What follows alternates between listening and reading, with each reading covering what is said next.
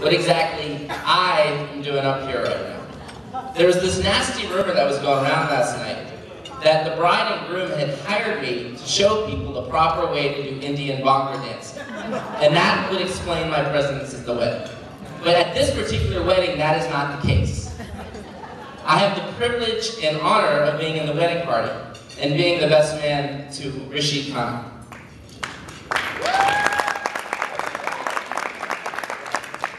And I want to start by thanking the people that made tonight possible. Asha and Dev Khanna, you were amazing hosts last night.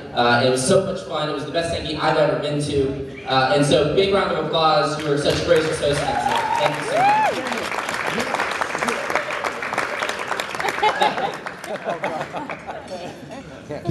And Sandra and Daryl, this is such an incredible reception, such an incredible day, and I know tonight's going to be an incredible party. So thank you very much for your graciousness in taking us in your family this week. Now, there are many ways one could approach a best man speech, many different techniques. One of the most popular ways of going about it would be to share certain kinds of embarrassing tales about the groom. Rishi is fortunate that I decided to not take this path. I did consider for a time sharing the stories of the bachelor party we had a couple months ago in Vegas. But would you believe that one of the people at the bachelor party wrote a story about that weekend, sold it to Hollywood, and it's now a hit movie in the movie theaters called The Hangover. So because so many of you have probably seen the movie, I feel there's no need to go into those stories. And instead I could take a different tack.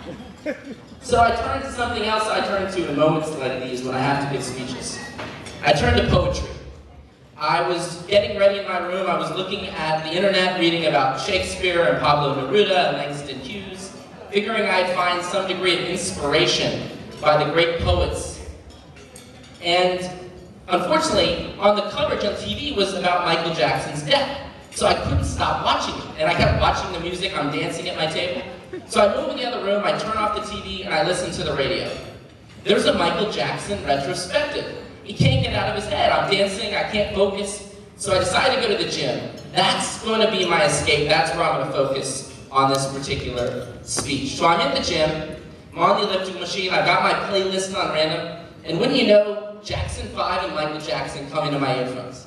So I begin to think, there must be something to this. I'm going to Detroit for a wedding, where Motown started. I'm Michael Jackson everywhere I'm looking. Rishi and Mandisa are huge Michael Jackson fans. That was their entrance music. So perhaps I could explain the story of my relationship with Rishi Khanna through the words and the songs of Michael Jackson. So, how do I know Rishi Khanna? I know Rishi, well, we met about 9 years ago, and we initially bonded over our love of sports.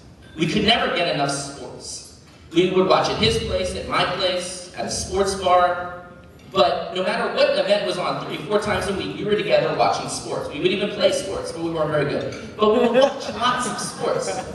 And when we were at the sports bars, we would eat lots of buffalo wings. There would be a limitless amount that we could eat anytime we were there with Amit and Samir and everything else. So when I think about Rishi, the first thing that enters my mind is that Michael Jackson song, Don't Stop Till You Get Enough. Because if you think about it,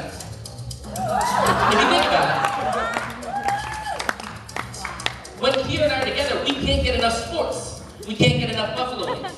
We can't stop till we get enough. Now, Rishi and I shared our love of sports. We shared our love of sports, but the other thing that Rishi and I really love to do would be go out in the town and party. Rishi has, he makes the Energizer Bunny look slow. Rishi never stops. He's an amazing dancer, and I thought I would be able to tell if it was Asha and Deb, but I can't tell. It must be both of you. He's got great rhythm.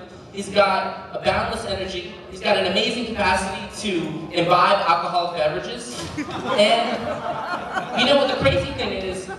Rishi doesn't feel the effects the next morning, but all of his friends do. So the next morning we wake up and we're like zombies. But Rishi, he's leading the pack and he's dancing like Michael Jackson's Thriller. We're the zombies.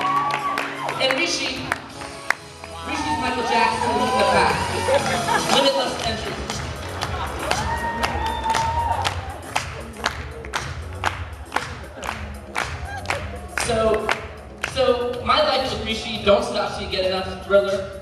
You know, we have that love of sports and love of going out. And he and I were two single guys in New York, spending all our time together. You know, we dated quite a bit. But the women of New York did not appreciate what Rishi and I had to offer between 2001 and 2006. Those women regretted that. I'm just telling you. But when Rishi met Mandisa, you could tell things could change. The way Rishi looked at me after the first time he talked about her. It was like he was looking at me and he was saying the lyrics of the way you make me feel. Your talk, your dress, I feel your fever for miles around. The way you make me feel, you really turn me on.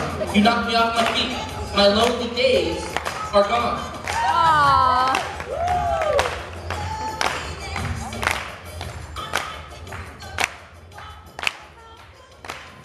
So, Rishi's lonely days were gone. Mine were not, but